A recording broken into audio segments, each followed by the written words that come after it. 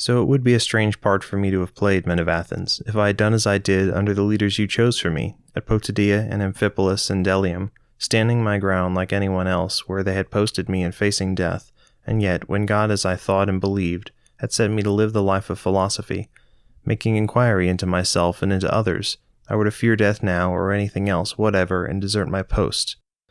It would be very strange, and then, in truth, one would have reason to bring me before the court, because I did not believe in the gods, since I disobeyed the oracle, and was afraid of death, and thought I was wise where I was not. For to fear death, sirs, is to simply think we are wise when we are not so. It is to think we know what we know not. No one knows whether death is not the greatest of all goods that can come to man, and yet men fear it as though they knew it was the greatest of all ills. And is not this the folly that should be blamed, the folly of thinking we know what we do not know? Here again, sirs, it may be that I am different from other men, and if I could call myself wiser than anyone at any point, it would be for this, that I have no real knowledge about the world of death, so I never fancy that I have. But I do know that it is evil and base to do wrong and disobey the higher will, be it God's or man's. And so for the sake of evils, which I know right well are evils, I will never fear and never fly from things which are, it may be, good. Therefore, though you should acquit me now and refuse to listen to Anytus when he says that either I ought never to have been brought here at all, or else, now that I have been, it is impossible not to sentence me to death, assuring you that if I am set at liberty, your sons will at once put into practice all that I have taught them, and all become entirely corrupt.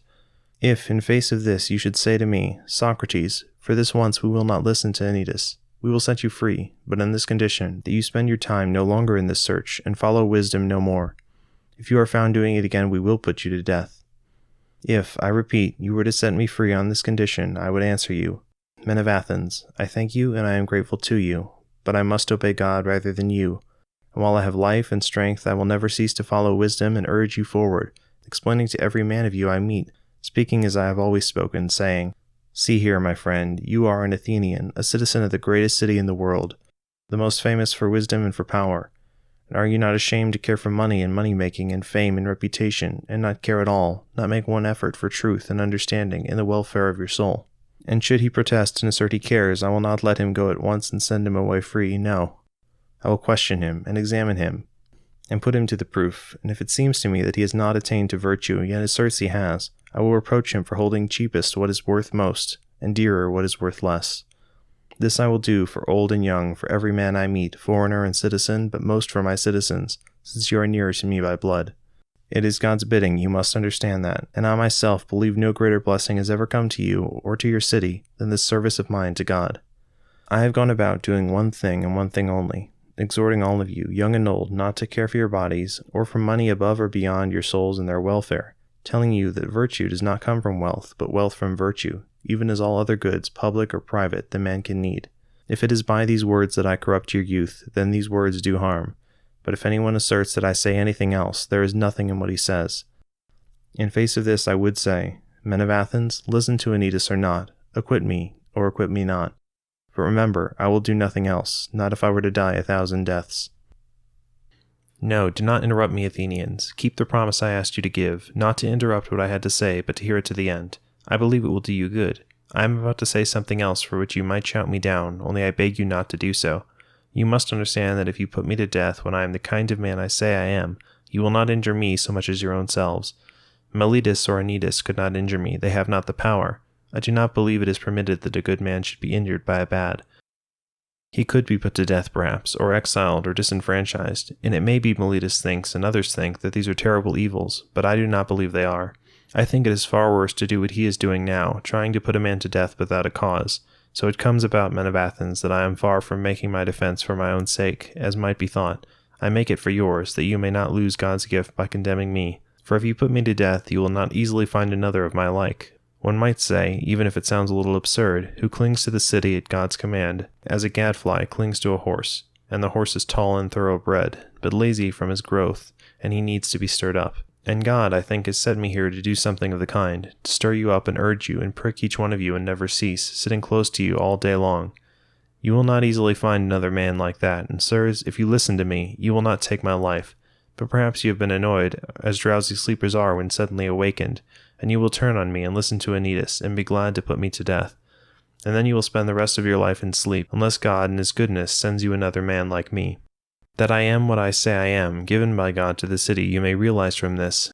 It is not the way of a mere man to leave all his own affairs uncared for and all his property neglected during so many years, and go about your business all his life, coming to each individual man as I have come, as though I were his father or his elder brother, and bidding him think of righteousness. If I had got any profit by this, if I had taken payment for these words, there would have been some explanation for what I did. But you can see for yourselves that my accusers, audacious in everything else, have yet not had the audacity to bring witnesses to assert that I have ever taken payment from any man, or ever asked for it. The witness I could bring myself in my own poverty would be enough, I think, to prove I speak the truth. It may perhaps seem strange to you that while I have gone about in private to give this counsel, and have been so busy over it, yet I have not found it in my heart to come forward publicly before your democracy and advise the state. The reason is one you have heard me give before, at many times and in many places, and it is this. I have a divine and supernatural sign that comes to me. Meletus referred to it scoffingly in his indictment, but in truth it has been with me from boyhood, a kind of voice that comes over me, and when it comes, it always tells me back from what I intend to do. It never urges me forward. It is this which has stopped me from taking part in public affairs, and it did well, I think, to stop me. For you may be sure, men of Athens, if I had attempted to enter public life, I should have perished long ago without any good to you or to myself. Do not be angry with me if I tell you the truth. No man will ever be safe who stands up boldly against you or against any other democracy, and forbids the many sins and crimes that are committed in the state. The man who is to fight for justice, if he is to keep his life at all, must work in private, not in public. I will give you a remarkable proof of this, a proof not in words, but in what you value, deeds. Listen, and I will tell you something that happened to me, and you may realize from it that I will never consent to injustice at any man's command for fear of death, but would die on the spot rather than give way. What I have to tell you may seem an arrogant tale and a commonplace of the courts, but it is true. You know, men of Athens, that I have never held any other office in the state, but I did serve on the council. And it happened that my tribe, Antiochus, had the presidency at the time you decided to try the 10 generals who had not taken up the dead after the fight at sea. You decided to try them in one body, contrary to the law, as you felt afterwards. On that occasion, I was the only one of the presidents who opposed you and told you not to break the law, and I gave my vote against it, and when the orators were ready to impeach and arrest me, and you encouraged them and hooted me, I thought then that I ought to take all the risks on the side of law and justice, rather than side with you when your decisions were unjust, through fear of imprisonment or death. That, while the city was still under the democracy. When the oligarchy came into power, the 30, in their turn, summoned me with 4 others to the rotunda and commanded us to fetch Leon of Salamis from the island in order to put him to death, the sort of commands they often give to many others, anxious as they were to incriminate all they could. And on that occasion I showed, not by words only, that for death, to put it bluntly, I did not care one straw. But I did care, and to the full, about what was wicked and unjust.